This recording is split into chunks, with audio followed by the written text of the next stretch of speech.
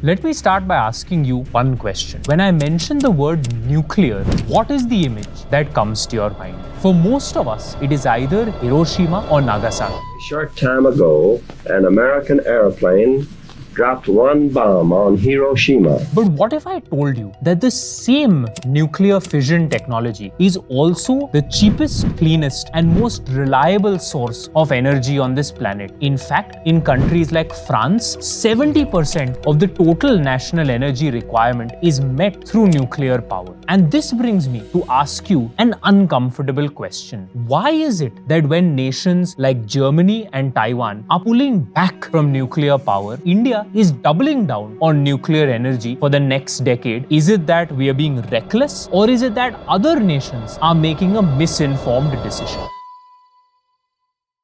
For today's breakdown, we have a special guest, Akhilesh Agarwal, who is a vice president at Accel India. So I asked this question to Akhilesh. Piece here is that our public conversation is stuck in the accidents of the past and not in relative risk. We rarely compare nuclear safety per unit of electricity with coal, which kills through air pollution, mind you, or with the systemic risk of climate change itself. But the data is very clear that modern nuclear, with proper regulation, is among the safest large-scale energy sources that we have. Welcome to Breakdown. Let's get right into it.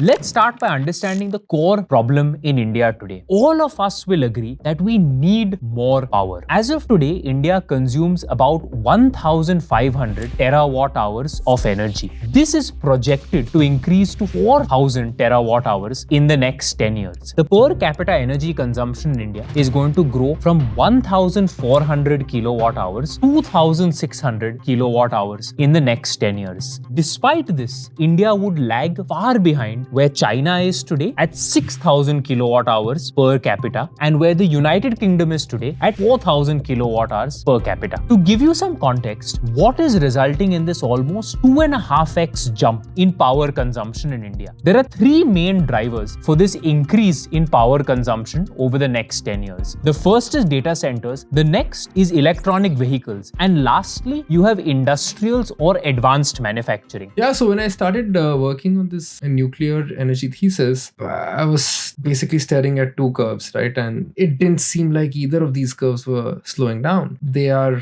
global energy demand and global computing demand. Primary energy use has basically more than doubled since the late 80s. And by 2030, it's expected to, I think, rise another 14 or 15%. And that's primarily going to be driven by AI data centers, electric mobility, industrial electrification. So this was a demand side view. Let's look at where we are on the supply side. As of today, India produces 1,800 terawatt hours of energy. Coal accounts for 75%, hydroelectric accounts for 9%, solar 8%, wind 5%, and finally nuclear with 3%. What is truly remarkable here is that in the year 2005, renewable energy accounted for less than 5%, and in 2025, renewable energy accounted for 25% of the power generated in our country. So it's very clear that on the supply side, renewables is becoming an increasing share of the total power generated. And nuclear, which surprisingly even today contributes to 3%, is almost overlooked in the public discourse, which focuses primarily on solar, wind, and hydroelectric. As of today, we have to import most of our fossil fuels either from Russia or from the OPEC nations, which puts a strain on our balance of payments and therefore on our forex reserves. Therefore, it's clear that we need to cut our dependency on fossil fuels and move towards renewable energy as a greater share of the supply side of power generation in India. And there are four sources of renewable energy. There's solar, wind, hydroelectric, and nuclear. All the three, solar, wind, and hydroelectric, are intermittent in nature. Hydroelectric requires water pressure, wind requires wind tunnels, and solar requires the sun. So this leaves us with solar and nuclear as the two growth vectors. Very surprisingly, when I was doing my reading to write this thesis, I realized that over 80% of all of this energy still comes from fossil fuel. And it felt like nuclear was this weird outlier. It gave you very high capacity factors, roughly 3 times the useful output of wind or solar per unit of capacity, with a tiny land footprint. But it was just stuck at around 5 to 6% of primary energy for decades. In the last 10 years, the solar power capacity that has been installed in in India has grown from under 5 gigawatts to almost 100 gigawatts as of 2025. The hard fact is that despite solar having 12 times more live capacity than what nuclear has in India, it is only able to produce 3 times more power. And if you were to ask me, the solar bull run is now beyond us. This leaves us with nuclear as the only clean energy alternative available for us to scale up power generation while cutting our dependency on fossil fuels. Let's also spend a minute on why nuclear is actually superior to almost all other forms of energy. So a small nuclear pellet, literally the size of my fingertip here, contains the same amount of raw energy that 1 ton of coal that gets put into a thermal power plant will generate over the lifespan. A nuclear power plant, once installed, operates for over 40 years, which is even longer than what a solar plant at about 30 years takes. Let's take the example of India's largest nuclear facility, which has 2 gigawatts of capacity spread across 2,500 acres. To generate the same amount of power from solar, you would require 11,000 acres of land, which is nearly 55 times the land requirement. Not only is it more energy dense, nuclear plants are also more compact. And as we move from a nation of trading to becoming a nation of advanced manufacturing, this allows us to put nuclear plants close to industrial zones. I wanted to answer one simple question. If the world is really serious about net zero and powering AI, then, can you do it without a much larger role for nuclear? And my conclusion was no, you really can't. We had also mentioned that data centers will be a key driver of power demand in the next 10 years. And to power almost 10 gigawatts of projected capacity of AI centers, we require cheap, reliable, and continuous power that can only be delivered through nuclear. Because think about this, what if there is a solar plant powering the data center and there is a large thunderstorm that passes through? The power cuts and you will not be able to run any inference workloads. I think first is that we still talk about nuclear either as an abstract climate savior or as a safety risk, but not as day-to-day infrastructure. The real story is that if India wants 24/7 power for AI, for semiconductors, railways, heavy industry, something has to give. Solar and wind are all, amazing. It's fantastic, but they're variable resources. We either back them with coal or with firm clean power. Nuclear is almost the only scalable firm clean energy option at grid scale.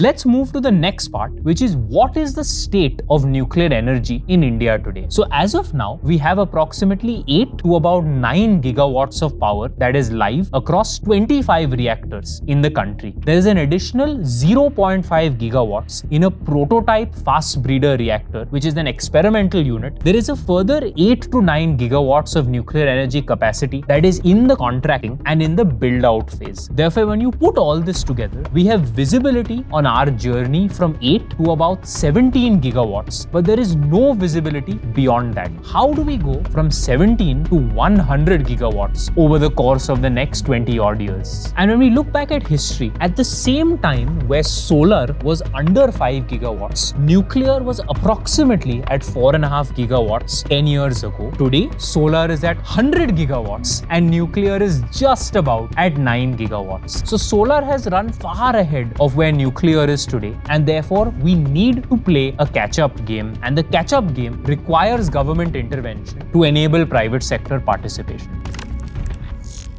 This then raises the question, why has nuclear in India failed? Why is it just 3% of the total power generated and just 8 gigawatts of live capacity? The answer is the Atomic Energy Act of 1962. It effectively made the construction and operations of nuclear power plants a government monopoly through the Nuclear Power Corporation of India Limited. They were the only entity permitted to build and to operate nuclear power in the country. So first of all, you had this regulatory bottleneck. On top of this, nuclear is expensive. It takes 20,000 crores to set up a 1 gigawatt facility versus 5,000 crore which it takes for a 1 gigawatt solar facility. On top of this, the nuclear power plant construction and permitting process is much longer than solar. It takes about 5 to 7 years to acquire the land parcel, get the necessary approvals, and even if you were a conglomerate that had the money and the 10 plus year foresight to make this forward-looking bet, you would be faced with the harsh reality that the land was being leased back to you from the government, which therefore meant you would not even be able to get a bank loan to finance this construction. On top of that, all of the equipment that is required for you to construct, operate, and create the nuclear energy would be provided to you by state-run monopolies. In fact, when the Nuclear Power Corporation of India put out an RFP in December 2024, the private sector raised 700 objections against the RFP. And some of these objections were as basic as saying that when you work the math on the expertise fee being charged by NPCIL, this would result in a net cost of 1,250 crore to an already expensive project. In fact, certain representatives from Jindal said that some of these fees made the project completely economically unviable. And in fact, I read through that RFP from NPCIL. The only thing that I will tell you that I found absolutely hilarious is they constrained the plant load factor to between 62 to 72%. What this simply means is that once the plant is constructed, it pretty much does not operate for 120 days in the year. Any foreign nuclear power plant can operate at 90+% plant load factor, which means a downtime of less than 30 days in a year. And therefore, nuclear power in India was handicapped by historical regulations which predate our liberalized economy. I feel like we don't talk enough about India's perhaps being one of the largest sophisticated 3-stage civil nuclear program in the world. And we have among the highest thorium reserves as well, which was designed exactly to give us long-term fuel security. The missing narrative is that nuclear is not just a climate instrument, it is a strategic industry where India can actually lead and not just follow. And the case study for the most painful nuclear build-out in India is actually our largest power plant in the country in Kerala. It is 2 gigawatts of capacity. And here's the fun part. This is a joint venture with Rosatom of Russia. You'll be amazed to know that the agreement between India and Russia to build this power plant was signed before my parents got married in the year 1988. The Russian government spent $3.4 billion on this project. They began construction in 2002 and they have 2 units that have gone live between the years 2013 and 2014. Here's the fun part. 2 units live, this was supposed to be 6 reactors of 1 gigawatt each. And what has prevented the construction of the other 4 gigawatts of capacity? People's resistance movement against nuclear energy. First, the word NIMBY was there, not in my backyard, which means to say you can construct a nuclear power plant but not anywhere near my house. So local communities were up in arms. The new acronym is BANANA. Build absolutely nothing anywhere near anything. How do you survive like this? And this is the core reason why nuclear energy in India failed until the inflection point in 2025.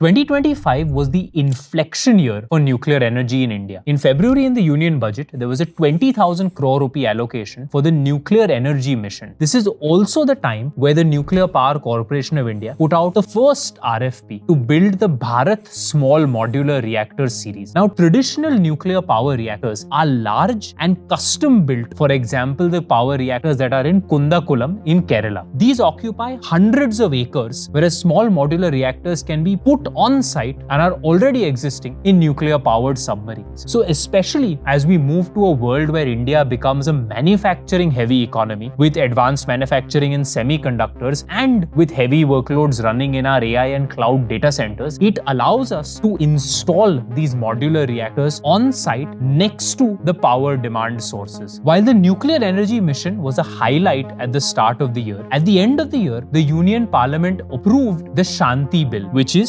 sustainable harnessing and advancement of nuclear technology for transforming India. While the Shanti Bill is quite a mouthful to explain, it had certain key provisions that replaced the Nuclear Energy Act of 1962, which made nuclear power in India open to the private sector. The first is that it explicitly said that private sector participation in power generation for nuclear is now welcome in India. It also specified graded liability for operators of nuclear power plants. Earlier in the 1962 Act, the operator of a nuclear power plant had unlimited liability. With this removed, nuclear power was finally an attractive proposition to the private sector. The real spark followed up in Budget 2026 when the Union government specified the basic custom duty for the import of any capital equipment to set up a nuclear power plant has been taken from 7.5% to 0. So these three policy pushes from the Union government is what has provided the catalyst for the nuclear power sector in India. I think the reception of it has been a mix of enthusiasm as well as anxiety. I think which is what typically tends to happen when you open up a strategic sector after 60 years. But on the positive side, global suppliers and investors see Shanti as a historic opening. Peels the old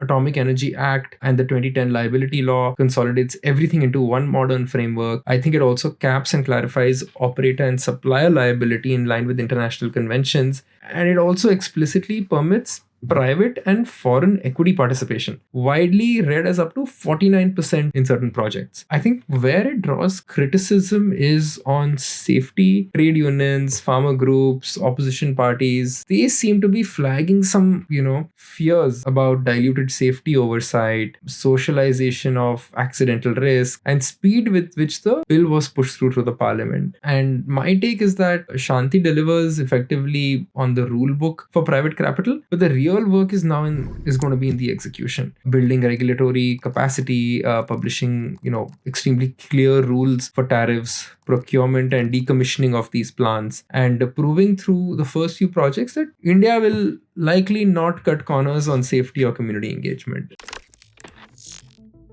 In the last 2 to 3 years, decisions made by big tech companies in the West have changed the entire public perception and stance from anti-nuclear to pro-nuclear. Let's look at a few examples. Microsoft signed with Helion Energy and Constellation Energy to restart nuclear power plants in the US. Google signed a pre-purchase agreement with Commonwealth Fusion. Last month, Meta signed 6 gigawatts of nuclear energy capacity. The big tech companies in the West know something far more than any other government. With their deep technical prowess and engineering bent of mind, they clearly see the advantage of the nuclear future. Globally, nuclear momentum has accelerated. The IAEA and the IEA have both raised their nuclear capacity projections again, with high case forecasts now close to 1 terawatt of nuclear capacity by 2050, and national targets adding up well above the old tripling slogan. And I think the second big change is that AI and data centers have gone from almost being like a footnote in the annual report to being the main commercial driver. You now have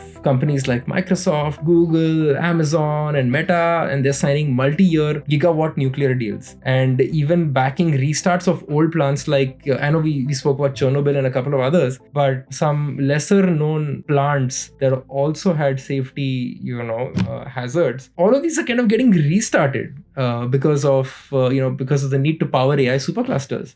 This is exactly, the nuclear as digital infrastructure thesis that I'd written about now playing out in real time. If you think of India's growth story as a giant machine, I feel like nuclear is that silent engine room at the back. We are going to roughly triple our electricity demand by 2047. It's going to be driven by urbanization, manufacturing, and digital infrastructure. I think, but we also want that power to be clean and for it to be available around the clock. Solar and wind and sunlight, as I mentioned earlier, and the breeze, they're essentially come and go. Nuclear is the always on part of the mix. So a single large nuclear plant can actually power millions of homes and, with almost no carbon emissions at all on a land footprint that is tens of times smaller than an equivalent solar or wind farm, and it can run at full power for more than 90% of the time. And India actually starts with actual advantages. We've got decades of operating experience, a 3-stage program tuned to our thorium resources, and now a law that finally allows private capital and technology to come in alongside the public sector expertise. And if we execute well, nuclear can be quite a firm and clean backbone that lets everything else grow. go from AI clusters to high-speed rail while keeping our climate and air quality targets in sight. And I feel like that is the opportunity. I think it's been about a year now, maybe 10 to 12 months since I published that. A lot can change over the last, year. So I'd love to give you some thoughts about what's changed since then. So at this point in time, the way that I look at it is that I'm net more bullish than when I actually launched that thesis. I feel like the Shanti Act is a big unlock. And for the first time, private and even foreign players can actually participate up to around 49% around in equity in nuclear power projects and parts of the fuel cycle under a unified law that also modernizes liability and formally recognizes an independent regulator, which was not the case earlier. So today it is the policy foundation for an India that, that talks seriously about 100 gigawatt of nuclear energy by 2047. The bearish part for me is about the execution. Uranium prices are actually spiking. Projects, they still slip on time and cost. And in India, we have not really proven that we can deliver a fleet program at scale and within budget. So my conviction that nuclear has to grow has gone up, but my respect for how hard it is has also gone up. We'll close out by reading a quote from Bill Gates' own book. And he said, "Nuclear is the only carbon-free energy source that can reliably deliver power day and night through every season, almost anywhere on Earth, and it has proven to work on a large scale." Globally, there is over 400 gigawatts of nuclear capacity that is live. Countries like France power 70% of their energy needs through nuclear. The opportunity for nuclear in India is very clear. We are going to have a power supply crunch. We need to diversify away from fossil fuels and solar, and we now have conducive regulations from the government for the private sector to participate in the nuclear energy build out. That's all for our breakdown on the nuclear energy opportunity in India. Please do like, comment, subscribe, hit the bell icon, and thank you. Until next time.